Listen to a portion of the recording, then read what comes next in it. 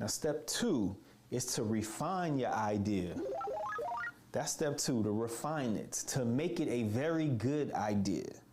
And the way in which that you would make it a very good idea, move your idea from, okay, yeah, I mean, that's cool, but I could live without it, to, yo, I need that. I need that right now. When is it ready?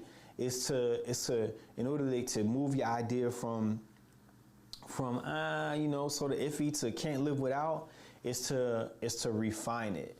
And so in order to refine it, I give 2 tips on how to do that. The first tip is to get out of the building. GOOB. Get out of the building. What does that mean? That means to get out of your head. Don't just ask people that you know if what you have is a good idea.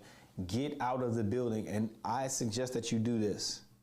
Interview 50 people. Interview 50 people.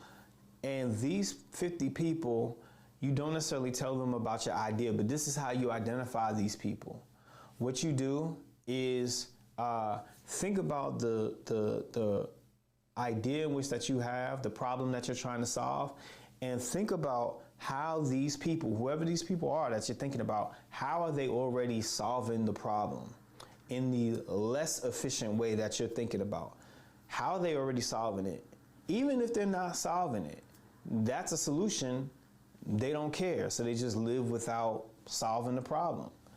And it's important for you to be able to interview these people because you want to gather certain kinds of information. Now, this is how you identify these people. You identify these people by thinking about how are people already solving this problem, and then think about the kinds, all of the tasks, all of the jobs that exist that need to be performed within the creation and then delivery of how the people that you're thinking about, how they already solve the problem. Think about all the tasks that exist from raw material through the supply chain, all the way to the Amazon delivery or whatever. Or if somebody goes to a website and downloads something or logs in to a site or does something else, how do they currently solve the problem? Maybe they're grabbing screenshots or whatever.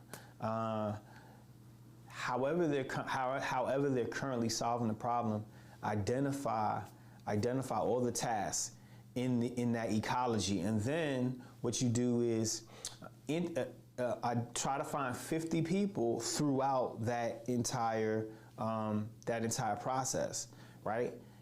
And once you're able to identify 50 people, then conduct interviews. And so what I would suggest is for you to not ask leading questions, but you're going to want to ask maybe 10 to 12 questions. And these 10 to 12 questions would be around the kinds of questions like, what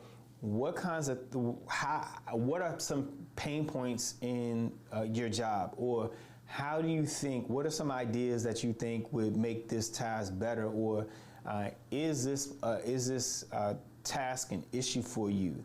Or is there anything else that I should probably ask you that I haven't asked you? You ask these kinds of questions, and you can use something like Google Forms to do exactly this. And so by setting up your survey, and then you would get out the building and you would meet these people either face to face or over the phone. However you can meet these people, however you find them, that's how it really doesn't matter, except for the fact that you go and you try to meet them. And these can be people in your city. These can be people in some kind of like organization that exists within the demographic that you're targeting. So, or in other ways that you identify them, but that is what you should do. And the value that you get from interviewing these people is that you're going to learn three things. The first thing is you're going to learn, and you're going to learn this through premonition, is whether or not the idea that you have is a good one or not, right? And chances are it's probably not as good as it could be, because we as human beings tend to operate out of bias. And we think that ideas are so great, but these ideas, the only way you can really determine whether or not it's a great idea is to allow it to stand in public scrutiny. So not again that you would share your idea with people at this stage, but you are sort of kind of you're allowing your idea to be scrutinized by the information in which that you're going to gather, you're going to get from these people that you're interviewing. The second thing that you're going to get is ideas on how to modify your idea. So maybe you're sort of kind of close, but the information that you receive from these interviews is going to be able to make your idea better. And that's what happened with me when I conducted my interviews, is that I got some really great insights on what people actually desire. And it was something that was completely different than what I thought people desired. But I only was able to get that information because I interviewed a very large amount of people. I actually interviewed 60 people. So that's what I did. And one of the shortcut ways that you can find these people is if you can find some kind of conference or convention. That's another way of being able to do that. And to be able to get a whole bunch of people in a very short amount of time. I was able to interview 40 people at one event when I needed to get these 60, when I wanted to get these 60 interviews. Like on one day I got 40. So, and I ended up getting these 60 interviews over the course of 2 weeks. So it's definitely possible. And then the third thing that you'll get from this information is that you're gonna know whether or not you should just scrap your idea. Don't even modify it. Just create something totally new.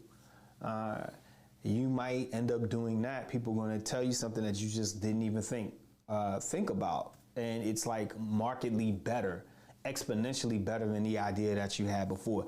And that's the key, is that you don't want just an okay idea or just a good idea. You want a very good idea. You want an idea that is exponentially better than what people are currently doing. Because remember, people are very hard. They're very hard to change. People are very stubborn. But if you can show something that is an order of magnitude greater, is exponentially greater than what somebody's already doing, then they can be motivated to make the switch to use whatever it is that you're selling or you're putting out there. So that's the first part of making it a very good idea, step two. And then the second part is to use what's called, I call it the business model canvas. And the business model canvas, hold on one second. To use the business model canvas, and the business model canvas is a chart that you can fill out. And the business model canvas, let's see.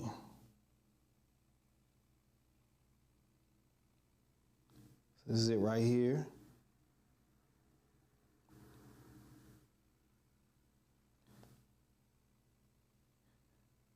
It's a way in which to distill out the most important pieces of a business strategy.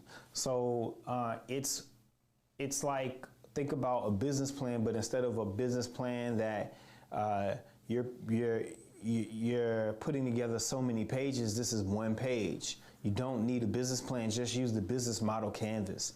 And so the business model canvas provides you with the ability to identify 4 key areas to be able to turn your idea into a business strategy. And it allows you to identify who your customers are, the points of value that you bring or that customers would see as valuable, your infrastructure or the method in which that you deliver your idea, and then 4th is finances. It enables you to be able to figure out both the costs of your idea and then also how much revenue you need to generate in order to cover your costs. And that's the business model canvas. So that's step 2 of a very good way to start a startup. And step 2 is refining your idea and making it a very good idea.